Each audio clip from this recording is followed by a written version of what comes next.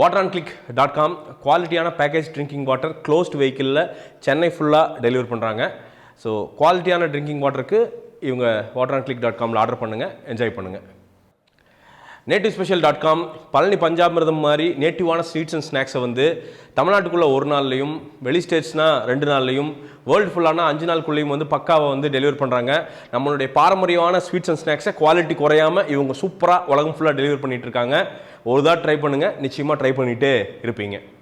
பாகுபலி 2 இந்த வீடியோ எதுக்கு அப்படின்னா, ஒரு ஹிஸ்ட்ரி நிகழ்த்தப்பட்டிருக்கு.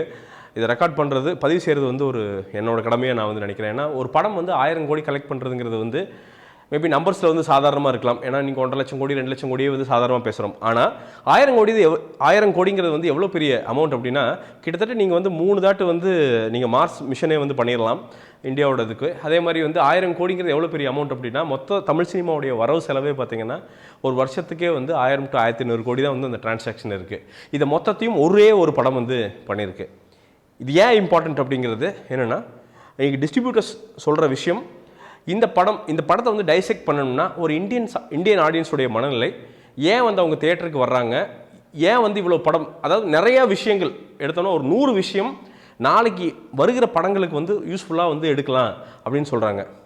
ஒரே ஒரு விஷயம், பாகுபலி வந்து இவ்வளோ சக்ஸஸ்ஃபுல் ஆகிறதுக்கு காரணம், வழக்கமாக வந்து பார்த்திங்கன்னா ஹிட் படங்கள் அப்படின்னா ஒரு 25 to 35 வயசுக்குள்ளே இருக்கிறவங்க வந்து பார்த்திங்கன்னா ஆண்கள் பெண்கள் எல்லாம் போய் பார்ப்பாங்க. அப்புறமா அவங்க அம்மா அப்பாவை ரொம்ப பிடிச்சிருந்ததுன்னா அப்போ கூட்டிகிட்டு போவாங்க. அதுக்கப்புறம் பார்த்திங்கன்னா ரொம்ப பயங்கரமாக ஓடிடுச்சு அப்படின்னா ஒரு 50-60 வயசுக்காரங்கெல்லாம் வந்து போய் தேட்டரில் போய் பார்ப்பாங்க. இது ஒரு ஸ்டாண்டர்ட் ப்ரொசீஜர்னு வச்சுங்களேன். இந்த படம் எப்படின்னா, நாளே பார்த்திங்கன்னா இது அத்தனை வயசுக்காரர்களும் போய் ஒரே குடும்பமாக உட்காந்து பார்த்த படம் அப்படிங்கிறது வந்து பாகுபலி 2. பாகுபலி 1 கூட அது நடக்கலை. ஏன்னா ஆரம்பத்தில் அந்த படத்துக்கான முகவரி அப்படிங்கிறது பெருசாக இல்லை. இந்த படம் வந்து பாகுபலி 1 வந்து தேவைக்கு அதிகமாக வந்து இதை மார்க்கெட் பண்ணிட்டுங்காட்டிக்கு மொதல் ஷோவே வந்து எல்லா வயதிலும் உட்கார்ந்தது தான் இந்த படம் இவ்வளோ பெரிய பிளாக் பஸ்டர். இதை எப்படி ட்ரீட் பண்ணுறாங்கன்னா, மக்கள் அது ஒரு படமாகவே ட்ரீட் பண்ணல, ஏதோ ஒரு ஜேர்னி, ஒரு பிக்னிக் போயிட்டு திரும்பி வர மாதிரி வந்து குடும்பமாக வாடகை வேன்கள். ஒரு ஊபர் டிரைவர்கிட்ட பேசிகிட்டு இருந்தேன். அவர் சொன்னார், கிட்டத்தட்ட 15 ட்ரிப்பு, அதாவது 2 நாளில் 15 ட்ரிப்பு வெறும் பாகுபலி அந்த தேட்டர் பிக்கப் ட்ராப்புக்கு மட்டும் போயிட்டு வந்தேன். இதே மாதிரி தான் என் ஃப்ரெண்ட்ஸ் எல்லாம் பண்ணுறாங்க, 10 ட்ரிப் 15 ட்ரிப் அடிச்சுட்டு இருக்காங்க அப்படின்னு. சத்யம் சினிமாஸ் சென்னை அது வந்து வித்திருக்கிற டிக்கெட் அப்படிங்கிறது மட்டும் பார்த்தீங்கன்னா மொத்தம் 2,80,000 சம்திங், 2,48,000 டிக்கெட் சம்திங் வந்து மொதல் 7 நாளில் வந்து விற்றுருக்குறாங்க. இது வந்து ஒரு சாதனை. நான் கோயம்புத்தூர் திருப்பூரில் ஒரு சாதாரண சிங்கிள் ஸ்க்ரீன் தேட்டர் ஓனர்கிட்ட வந்து பேசினேன். அங்கே விற்றுட்டுருக்கிற டிக்கெட்டோட நம்பர்ஸ் பார்த்தீங்கன்னா 30,000 டிக்கெட்.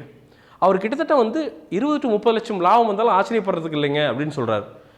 பிஸ்னஸ் எவ்வளோ கரெக்டாக பண்ணணும் அப்படிங்கிறதுக்கு மிகப்பெரிய எடுத்துக்காட்டு வந்து பாகுபலி. பார்த்தீங்கன்னா ஒரு படம் அப்படிங்கிறது வந்து எல்லாத்துக்குமே லாபம் கொடுக்கணும்.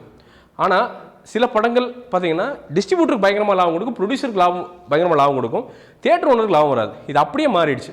டிஸ்ட்ரிபியூட்டருக்கு கணிசமான லாபம், ப்ரொடியூசருக்கு கணிசமான லாபம், கீழே இருக்கிற தியேட்டர் ஓனர்களுக்கு நல்ல லாபம். இதுதான் சினிமாவை வந்து தக்க வைக்கும். சில பேர் சொல்கிறது என்னென்னா, ஒரு 4 மாதங்க எங்களுக்கு வந்து எலக்ட்ரிசிட்டி பில் கட்டுற கூட வந்து வழி இல்லாமல் இருந்துச்சு, இந்த படம் வந்ததுக்கப்புறம் வந்து திருப்பி வந்து ஒரு ரினியூடு ஹோப்புங்க அப்படின்னு சொல்கிறாங்க. அவ்வளோ பெரிய பிஸ்னஸை வந்து பாகுபலி வந்து பண்ணியிருக்கு. இன்றைக்கி வந்து 950 கோடிக்கு தாண்டி படம் வந்து போயிட்டுருக்கு. 1100 கோடி தொடாமல் இந்த படம் நிற்காது அப்படின்னு சொல்கிறாங்க. 1000 கோடிக்கே எல்லாம் சிரித்தாங்க, ஆனால் 1100 கோடி போய் தொடாமல் நிற்காது அப்படின்னு சொல்கிறாங்க. இன்னொரு மேட்ரு அப்படி என்னென்னா, தமிழ்நாட்டை பொறுத்த வரைக்கும் பார்த்தீங்கன்னா ஒரு பிளாக் பஸ்டர் அப்படின்னு டேர்ம் பண்ணுறதுக்கு வந்து நம்பர் ஆஃப் டிக்கெட்ஸ் விற்பனை அப்படின்ட்டு இருக்கு. 40 லட்சம் டிக்கெட் விற்றுச்சுன்னா அது வந்து பிளாக் பஸ்டர். அதான் வந்து தமிழ்நாட்டோட ஸ்டாண்டர்ட்.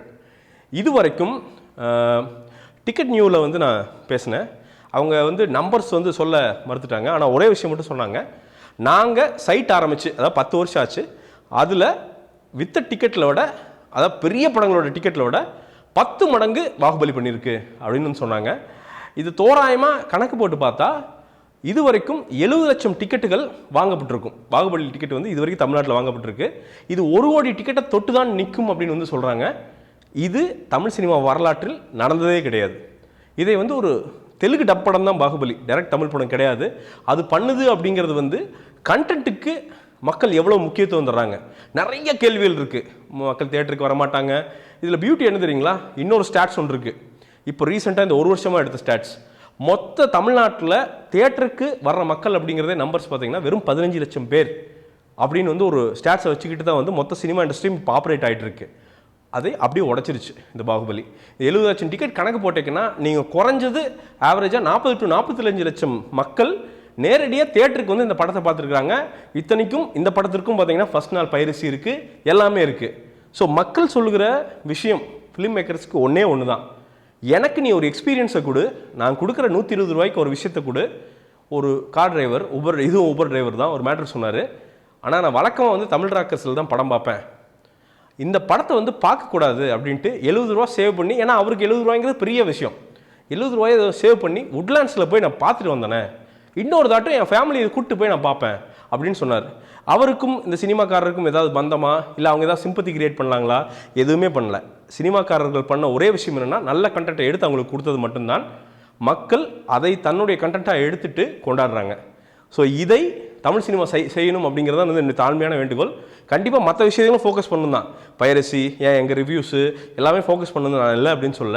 ஆனால் அதுக்கு எல்லாத்துக்கும் முன்னாடி நல்ல கண்டென்ட் அப்படிங்கிறத வந்து எடுத்து முன்னாடி வச்சோம்னா ஒரு மிகப்பெரிய ஒரு மாற்றம் தமிழ் சினிமாவுக்கு வரும் அப்படிங்கிறது தான் பாகுபலி 2 மொத்தமாக உணர்த்துது அப்படின்னு நான் நினைக்கிறேன். 1100 கோடி அப்படிங்கிறது வந்து இதில் என்ன இதுனா, இனி சைனாலையும் இந்த படம் கண்டிப்பாக வந்து ரிலீஸ் ஆகிறதுக்கு வாய்ப்புகள் இருக்குது அப்படின்னு சொல்கிறாங்க. சந்திரபாபு நாயுடு அவர் பர்சனலாக வந்து எஃபர்ட் போட்டு இது ஆஸ்கருக்கு அனுப்புறதுக்கான வேலைகள் பண்ணுறாரு அப்படின்னு சொல்கிறாங்க. நாளைக்கு ராஜமௌலி அப்படிங்கிற ஒரு ஆஸ்கர் வாங்கிட்டுனாலும் ஆச்சரியப்படுறதுக்கு இல்லை அப்படிங்கிறதான் வந்து உண்மை. இது இந்திய சினிமாவின் உண்மையான ப்ரைடு. அதாவது நிறையா வந்து கலெக்ஷன் நம்பர் சொல்லுவாங்க, இந்த படம் ஒன்று தான் போஸ்டல் போடுற நம்பர் வந்து கம்மி, நிஜமாக ஆகிற நம்பர் வந்து அதை விட ஜாஸ்தி. இது என்னைக்காவது ஒரு தாட் தான் நிகழும். பார்க்கலைன்னா இந்த படத்தை ஒரு தாட் போய் தியேட்டரில் பாருங்கள், எவ்வளோ பிரம்மாண்டம் அப்படிங்கிறது வந்து உங்களுக்கு புரியும். Rajamouli and team hats off. இது உண்மையாலுமே ஒரு சரித்திர சாதனை. இதே மாதிரி இன்னொரு சரித்திர சாதனை இதே டீம்கிட்டேருந்து வரும் அப்படிங்கிறது வந்து எனக்கு ஐயப்பாடே கிடையாதுங்க. இது முடிக்கிறதுக்கு முன்னாடி ஒரு சின்ன ஹெல்ப் தான், to be honest. All India பேக்கேஜஸ்னு என்னுடைய நெருங்கிய நண்பருடைய ஒரு டூரிஸ்ட் கம்பெனி, மலேசியா சிங்கப்பூர் இப்படி இடத்துலேருந்துலாம் வந்து நீங்கள் டூருக்கு வந்தீங்க அப்படின்னா இந்தியாவுக்கு உங்களை வந்து பக்காவாக எந்த இடத்துக்கு டெம்பிள்ஸு எங்கேனாலும் சரி சூப்பராக கூட்டிகிட்டு போயிட்டு கடைசி நீங்கள் ஃப்ளைட் ஏற வரைக்கும் வந்து பக்காவாக பார்க்குறாங்க. டூர் சீசன் வேறு, சப்போர்ட் பண்ணுங்கள். ரொம்ப ஜென்யூனான ஒரு ப்ரொவைடர்ஸு, நிச்சயமாக உங்களுக்கு வந்து பெனிஃபிட்டாக இருக்கும். வீடியோ பிடிச்சிருக்குன்னு நினைக்கிறேன். பிடிச்சிருந்தா லைக் பட்டன் இருக்குது, லைக் பண்ணுங்கள். சப்ஸ்கிரைப் பண்ணலையா சேனலுக்கு, சப்ஸ்கிரைப் பண்ணுறதுக்கு சப்ஸ்கிரைப் பண்ணுங்கள். கருத்துக்கள் இருந்தால் கமெண்ட்டுகளை வந்து வெளியிடுங்க. அதே மாதிரி ஷேர் பண்ணுறேன்னா வீடியோவை ஷேர் பண்ணுங்கள். இன்னும் ஒரு வீடியோ முன்னோட்டம் இல்லாட்டி வந்து ரிவ்யூவுடன் சந்திக்கிறேன். நன்றி, வணக்கம்.